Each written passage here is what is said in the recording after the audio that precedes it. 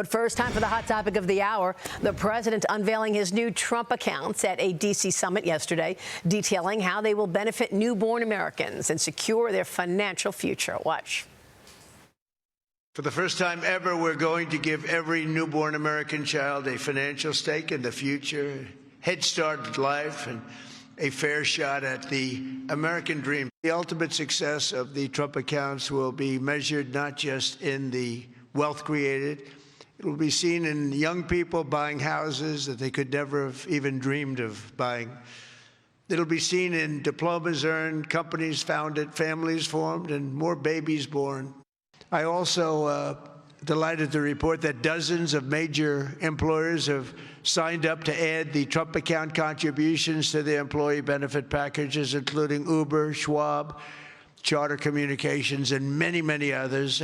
Intel, NVIDIA, Broadcom, IBM, Steak and Shake, Coinbase, Continental Resources, and Comcast. I'm officially calling on all employers all across America to follow the lead of many of these amazing companies and make matching Trump account contributions. Each Trump account includes $1,000 from government with tax-free growth until they can withdraw the money at the age of 18, when the account will function like a traditional IRA. U.S. citizens born between 2025 and 2028 are eligible. Parents can contribute up to $5,000 a year, and employers can contribute up to $2,500.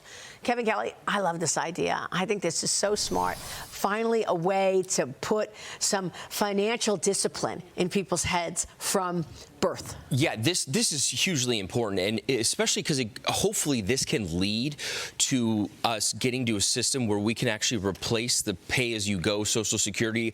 We know the younger generation is completely worried about Social Security. I mean, there's really no money in it, and we've actually seen the younger generations have been concerned about housing prices. They've been really left behind in investing, and so I think this actually lays the groundwork for that. If you go back to 1981, Chile implemented they replaced their pay-as-you-go system and privatized their Social Security. It was a huge economic boom. And so not only does it lead to financial literacy, people starting to invest in their children's future, but it also leads to the power of compounding interest, which is huge for investing, right? So if you start at age 1, by the time age 18 hits, who knows what the growth is going to be. So it's good for the economy. It's good for, investing for the younger generation in financial literacy, which we're not seeing in the schools today, right? We're seeing the schools today are not teaching, math. They're not teaching reading. They're not teaching really anything. It's well, they're not teaching financial independence. Exactly. That's for sure. And I think financial independence starts at home.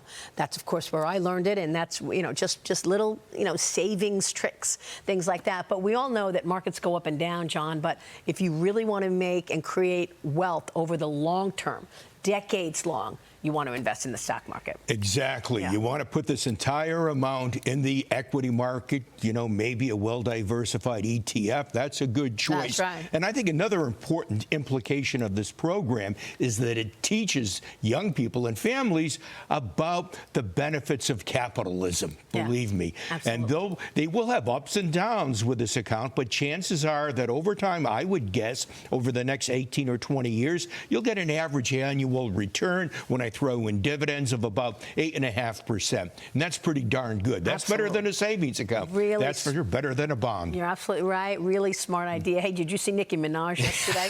The rapper, she's backing the president's plan. She's vowing to donate her own money, $300,000 of her own money, to support these Trump accounts for her fans. Nicki Minaj joined the president on stage. Watch this. I'd like to ask you to come up, Nikki. Come on up. Come on. She's been such a great supporter and a great supporter of Trump accounts. And I said, I am going to let my nails grow because I love those nails. I'm going to let those nails grow. I am probably the president's #1 fan. And that's not going to change. And the hate or what people have to say, it does not affect me at all. It actually motivates me to support him more. And it's going to motivate all of us to support him more. Yeah, and Nicki Minaj also surprised auto workers in the Oval Office later in the day. She and the president both thanked them for their work.